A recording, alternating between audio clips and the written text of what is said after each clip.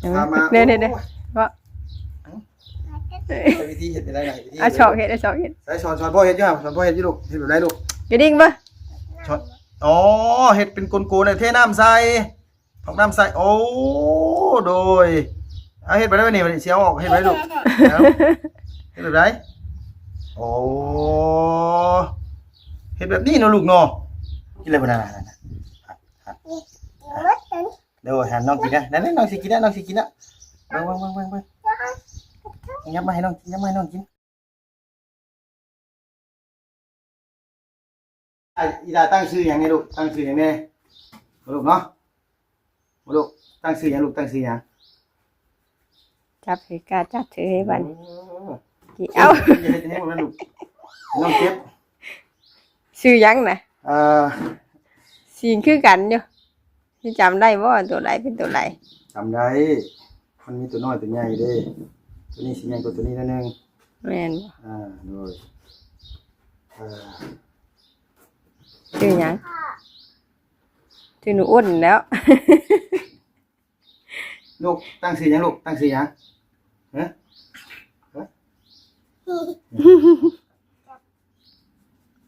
จับเบาๆจับเบาๆเด้อจะคั่นแฮงเด้อ ลูก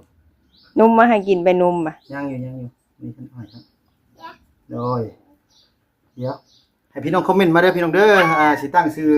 น้องอ้นสองตัวนี้ชื่ออย่างพี่น้องเนาะดูแลอย่างดีเลยพี่น้องเอ้ยนี่นะว่าเพิ่นหู้อยู่เชื่องอยู่เอานมให้กินเอาน้ำให้กินแล้วก็ เพิ่นจำไล่แม่นบ่ โดยเฮาเพราะว่าเฮาจังจับเพิ่นได้ บ่คือตัวใหญ่มาเนาะ โดย บ่ได้น่ะ บ่ได้มีสองตัวอ้ายน้องพี่น้องเอ้ยเพราะได้เป็นเพื่อนนี่โดยพยายามแบบว่าจับเพิ่นเรื่อยๆแค่นั้นนะแต่ว่าเฮาออกมาจับเรื่อยๆคันว่านี่เพิ่นสิคุ้นมือแล้วเพิ่นก็สิบ่ให้มากับสิบ่กัดว่าต้องเบิ่งอารมณ์ว่าอารมณ์อยากให้หยังเฮาก็ต้องแบบว่าบ่ให้ลูกจับบ่ลูกตั้งชื่อน้องลูกหยังบอกน้องหยังชื่อน้องหยังบ่ลูกตั้งชื่อน้องหยัง โอ้ยเวียงได้ออดเลย โดยเบิ่งเดี๋ยวพ่ออย่างนี้ลูกเด้อป้าอันว่าใส่ว่าอันว่าเอานมให้กินก่อน นุ่มอยู่น้อยแต่ว่าอันนั้นใช่นุ่มอยู่ในส่งโดนมันให้เลยเนี่ยมันกัดอะไรเลยแม่มันกัดอันนี้นะสบายดีป้าลุงเนี่ยยังคือเจ็บเป็นยังเป็นตุ่มบ่ตุ่มเหรอเจ็บมือ เบิ่งติล่ะนมก็ได้สำลูกสาวผู้นึงพี่น้องเอ้ย กินนมมา ลูกไปเอาไปแก้ไม้ไปอันนี้ของน้องไปด้ว บ่ ย ของอีหล่าแกหลุดในโต๊ะให้ยังกินบ่ได้เบิดอยู่ครับของนี่เนี่ยแกะเนี่ยดูดบ่เบิดกับบ่รูดอีกต้องเก็บไว้ให้ตัวอ้นสองตัวนี่กิน เนี่ยลูกกินอะไรกินอ่ะให้น้องกินให้น้องกินโอเคลูกไปลูกน้องกินแล้วน้องกินแล้วน้องกินแล้ว จับกิน เนี่ยไปกินแซ่บคักแน่ได้ไหมน้องเอ้ยพี่ล่ะนี่พี่ล่ะหิวแห้งเด้เฮ็ดน้องไล่ลูกน้องไล่น้องไล่ต้องเป็นห่วงนี่น้องกินเอง น้องกินอ่ะ เพิ่นน่ะอยากกัดตัวนี้น่ะ กัดแมน อยากญาติกันเบิ่งลูกโอ้ยเนาะ เอาจ้ะมันเป็นอาจารย์แล้ว กินเรื่องเนี่ยนั่งเวลากินของแน่เนี่ยนี่ เฉยชิเย็นได้พอได้เนาะ โดย เอามาในตู้ กินลูกกินนะของเนี้ยเนี่ยปลาลุงเลยกูด่ากูด่ากินลูกกิน ยังบ่มีหม่องอยู่วันอยู่ โดยเพราะว่าฉันได้ใหญ่บันไดเดี๋ยวอันว่าสิซื้อทองมาไว้ให้เดี๋ยวน้องกินอยู่ลูกอย่าจับน้องจับน้องเดี๋ยวน้องเครียด น้องเครียดเลย โดยนี่น้องกินได้ไหนมานะน้องมุดกินอะไรบันไดนะเดี๋ยวหันน้องกินนะนั่นน้องสิกินนะน้องสิกินนะเบิ่งยับมาให้น้องกินยับมาให้น้องกิน ตัวมีตัวนึงบ่ค่อยอยากกินเพิ่น โดยตัวนี้บ่ค่อยอยากกิน แม่นอันตัว กิน จะมีตัวนึงกินคักเพิ่นน่ะ โดยเห็นว่าน่ะ นี่กินหลายได้พี่น้องเอ้ยมาดูเอ้ยตอนแรกนะน้องวาดเพิ่นจะได้ตัวนึงน้องวาดน่ะอยากได้แต่ว่าพ่อกับแม่เพิ่นบอกว่าน้องยังน้อยอยู่เห็นบ่อยากเอาน้องแยกกันเดี๋ยวน้องสิคิดฮอดกัน บ่ได้เอา เดี๋ยวเลยบ่เอาเพิ่นว่าเดี๋ยวรอมันใหญ่ก่อนเพิ่นว่าจังเอาเพิ่นว่าโดยเวลาลุงบ่อยู่ก็ป้าก็เอาให้กินพี่น้องเอาออกมาคันว่าฉันมีแต่เอาออกมาจากหั่นแล้วเอาให้กินไม่ได้กินแล้วจังเอาเข้าไปไว้เพราะว่าคันเอาไว้หั่นน่ะเพิ่นเฮ็ดเหี้ยนะแม่เนาะ เฮีย เพิ่นเฮ็ดเหี้ยสินะพี่น้องบอกว่ามันอิ่มหรือมั้งสิบุบๆเลย ใส่หลายพูดอัน โดยเอาเป็นหยังป้าไว้ดูวะกินเด้อ นู่น โอ้เห็นหยังจะเห็นหยัง อันนี้นี่คือแบบว่าเฮาเห็นแล้วเฮาดูต้นชาติเพิ่นว่าตอนแรกว่าเพิ่นสิลามนะ ลามมันนี่นะ แม่นเพิ่นสิเผาแล้วก็ลามเพิ่นว่าว่าง่ายว่าเห็นแล้วดูต้นชาติพี่น้องกับว่าง่ายก็คือเฮาก็ อย่างเลี้ยงอยู่แล้ว เลี้ยงจะเลี้ยงอยู่แล้วก็เลยไล่ตัวน้อยมามันเลี้ยงเนี่ยมันสิเชื่องกว่าตัวใหญ่นะสมมุติว่าเฮาเลี้ยงใหญ่มาแล้วเนาะสมมุติว่าเฮานี่เฮาจับแยกกันนะเพราะว่ามันคอกเดียวกันมันผสมพันธุ์กันแหละมันสิเป็นเลือดซีดก็เลือดซีดคือแบบว่าลูกมันบ่ค่อยใหญ่นะลูกบ่ค่อยแข็งแรงสินะแต่บางเทื่อก็ต้องหาตัวไม้ โดย มันแบบนี้ติโหตัวผู้ตัวแม่บ่นี่นะ บ่ยังบ่รู้อยู่แต่ว่าอดัมอันอ้ายของน้องน้ำว่าตัวนี้ตัวผู้ตัวนี้ตัวแม่เพิ่นว่าเพิ่นจะคายไปจังได๋เขาก็บ่ฮู้กัน แต่ว่าลุงซื้อน้ำเพิ่นตัวละ50,000การยกเช็ดปากเช็ดคอแน่แท้ อิ่มได้ฮะอิ่มนี่พี่น้องเอ้ยนี่ปลาเนี่ยตัวนี้น่ะบ่อิ่มตัวนี้กินหลายตัวนี้น่ะนะจะมีแต่กินได้ก็หมู่เลยนี่มัน แต่ว่าตัวนี้อยากน้อยกว่าตัวนี้อยากสิจ่อยกว่าน้อยนึงเพราะว่าบ่ค่อยกินหลายนี่ล่ะ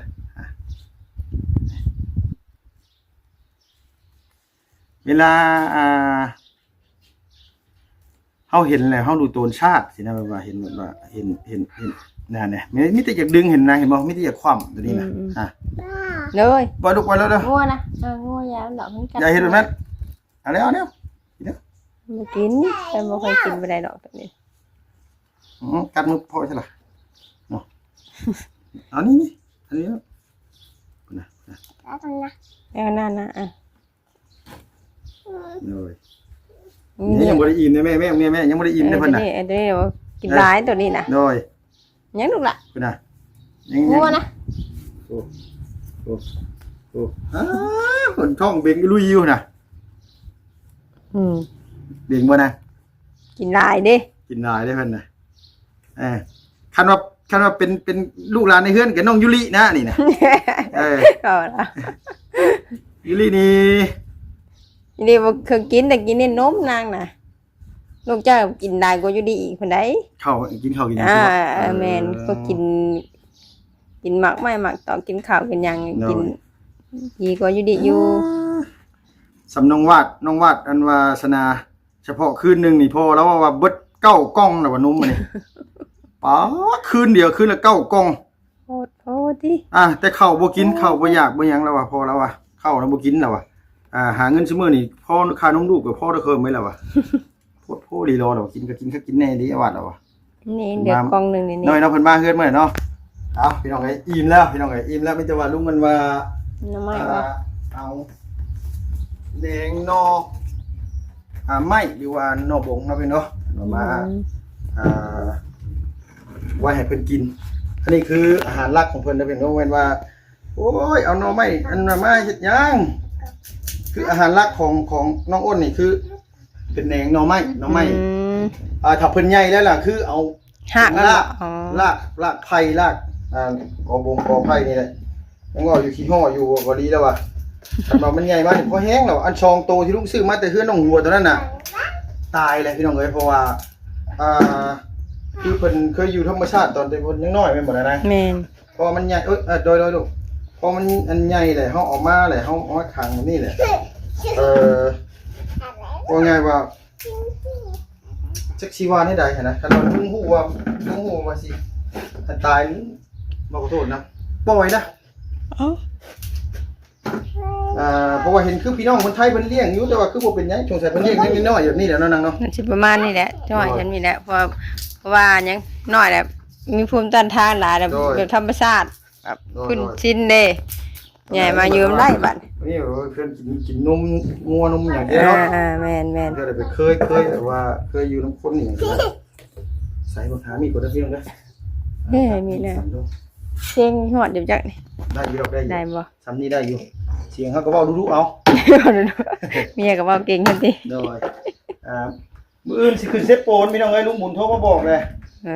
อันว่านี่นั่น บาดมือบ่ลูก บาดมือลูกบ่ เลือดออกบ่ เจ้าบอกว่าลูก เอิ้นขึ้นเสพอขึ้นเสโปนพ่อพาไปซื้ออย่างนะเจ้าอยากอย่างนะกินพิซซ่าบอกพ่อได้ให้พ่อพาไป พิซซ่าเคยน่ะโอ้ลูก ขนมปังอบหันได้ โอ้ในชีวิตน่ะบ่ นั่นแหละ อ นี่พ่อพาไปมื้อนี้ โดยไปกับขี่รถจักรกันแล้วไป รถจักรกันแล้ว โดย รถยังรถจักรเฮานี่แหละ อันนี้เห็นว่าหน่อไม้พี่น้องเอ้ยหน่อไม้ จืดได้มั้งนั่นน่ะ นะ จืดได้ล่ะ โดยนี่แหละ เดี๋ยวนี้น้ำเลยมาแม่ หน่อไม้ อีหล่าจอก เฮ้ยกินเลยมีแห้งนะเฮ้ยวันนี้กินนุ่มเลยได้มีแห้งอีกดิมีแห้งเห็นได้รู้บ่ลูกฮะ จะกัดนี่ โดยโอ้ตุยนุ่ยแท้เนี่ย นี่ได้กินหลายเนาะ โดยแม่ตุยนุ่ยแห้งเอาตัวใดแม่นอยู่ดอกเบิ่งท้องนี่ตัวใดกินลายเนี่ย นี่มันตั้งชื่อมันชื่อตัวไหนมันคือกัน ฮะ เนาะสิเรียกตัวไหน โดย อ้นหนึ่งอ้นสองกันนั่นแล้วไม่ยังลูกล่ะอ่านจุ น้อ ตั้ ง ง น้องอ้นหนึ่งน้องอ้นสองบ่อ้นหนึ่งอ้นสองดิน้องอ้นแปดบ่ หมาคืออันยังกันตาเอามาเดี่ยงก็คือว่านั่นไม่กินก็คือนั่นดิ โอเคนะพี่น้องเอ้ยนี่แหละอันนี้ยังน้อยกับทางไว้กับทางสีก่อนเวลาใหญ่มาจากน้อยนี่ก็หาอะไรอันยังเคยท่อส้วมมาดิ อ๋อ ท่อบอกขันตอนนั้นเนาะพี่น้องเนาะอันว่าลุงกับป้าตั้งแต่ฉันเห็น YouTube พี่น้องเอ้ยเลี้ยงมาตัวนึงซื้อยังได้นางบ่เค้กน้องเค้กเนาะ ซื้อเค้กพี่น้องเอ้ย อันนั้นไม่รู้อันนั้นมันได้ไหม มาดูมาดูแพงดีโลได้เพราะว่าตอนนั้นยังไม่มีลูกเลยพี่น้องเอ้ยดูนะแต่ว่าเพิ่นน่าตายบ่นางบ่ตายเนาะบ่แม่นตายหรือว่า มันเฮาลงเทพให้เขาเจ้าเปลี่ยนเนาะ แม่น เพราะว่า เฮาบ่อยู่เด้ เราบ่อยู่ลูกบ่อยู่ได้พี่น้องทั้งที่แบบว่า กับมันดื้อ กับแบบว่าน้องแบบว่าดื้อสินะพี่น้องแบบ กัด กัดไก่กัดกากัดเบ้กัดยางเขาสินะแบบว่าเขาแบบว่าขึ้นเลี้ยงแล้วมันจังได๋น่ะมันบ่คูนสินะบ่คูนแบบคือว่าให้กินทุกอย่างแต่ว่าคือว่าเรียดีเลย พันกับพันเดียวคือไม่เปลวเลี้ยงอยู่แล้วตัวใหญ่น่ะ ตัวใหญ่ๆที่เด้อ เห็นไปก็ว่างามแต่มันดื้อ แม่กินนมเลยมากินอาหารใหม่เขาเป็นยังติ โดย โอ้ยเนาะ คนน่ะของหมักได้เนาะ โดย แล้วจะมาอยู่เขาสิไปหาใช้มาให้บัดไม่ไผ่ได้กินบ่ ซื้อว่าหน่อไม้ซื้อว่าหน่อไม้ตัวน้อยๆสิกับเพิ่นให้กินยอดอ่อนมันมื้อนี้จักหักสมัยไปหักทางแม่บาดมือข่อยจังขอมือนึงพอดีเลยดึงเงาเฮียงเลยนั่งกินเลยคุณให้มันกิน คุณหันหลังใส่กันเลยติสั่งมันมีแต่ว่าอันว่า ไปอาบน้ำ โดยว่าตัดเล็บให้พ่อก่อนนี่นะก็จากใจเลยพี่น้องเอ้ยตั้งแต่อยู่กันมา10 กว่าปีลุงบ่ได้ตัดเล็บเองงั้นบ่ฮอด10 เทื่อส่วนนายแม่น้องนี่นอกจากว่านี่ไปทางอื่นทางไกลแล้วคันชูนว่าสิไปกินข้าวกินหยังกับหมู่กับพวกสินายตัดเองยันหมู่ขี้เดียดบ่ตัดก็หาหยังมาอันจี้บ่ก่อนบ่โดย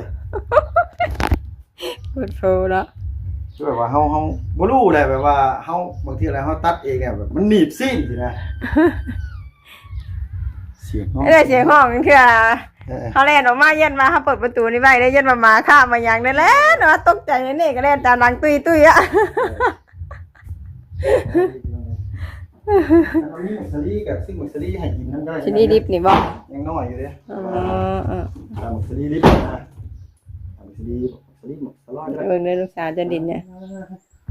มีว่าดิน อยู่กับแม่เลยพี่น้องอยู่กับแม่งงเงียมอยู่บ่ได้มีไผก็เล่นเรียอย่างนี้แหละ เปื้อนในลูกเอ้ยน่ะอันไผๆนี่เจ้าเคยเห็นว่าเฮ็ดว่านี่เบิ่งเด้อนี่ เคยนี่เฮ็ดถ้วยบ่ เป็นถ้วยได้ล่ะ นี่ในกระปะโอ้ยดอกจะเป็นบัวทิมแนว เอาชอกได้ อีหยังลูกอันน่ะถ้วยหรือปลาลูก ปลาถ้วยเฮ็ดถ้วย อันว่าเมื่อเช้านี่ตื่นนอนมาได้ยินจมกับแม่อยู่เทิงๆว่าหาลูกน่ะจะได้กระตุกกระตา ตุ๊กตากับ ตา เป๋า กระเป๋า พ่อน่ะบ่ซื้อให้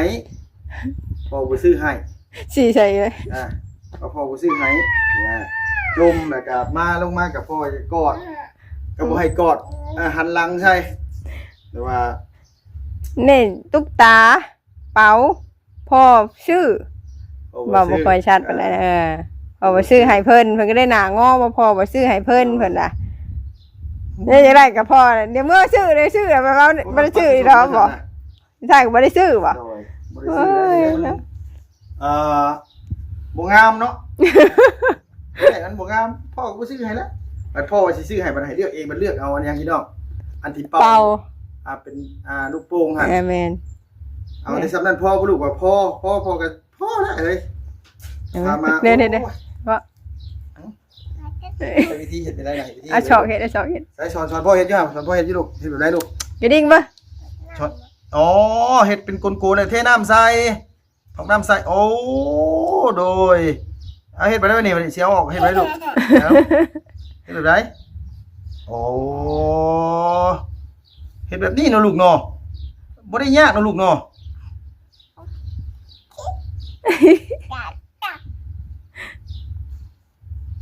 ฟันก็งามพ่อว่าจะกินหลายเด้อลูกเด้ออุ้มเด้อฟันสิผุเด้อบ่ผุแปรงฟันอยู่เนี่ยว่าแขวเมงแขวเมง เด้ เด้อ พ่อเรียกแขวเมงทำไมแปรงฟันบอกไทยพ่อมาถามว่านี่อะไรทำอะไรอันนี้อะไรให้เบิ่งอ้นเนาะอันนี้อะไรทำอะไรว้าวไทยพี่น้องเอ้ยโอ้ยสมคนเกิดอยู่ไทยอยู่แบบนี้น่ะบ่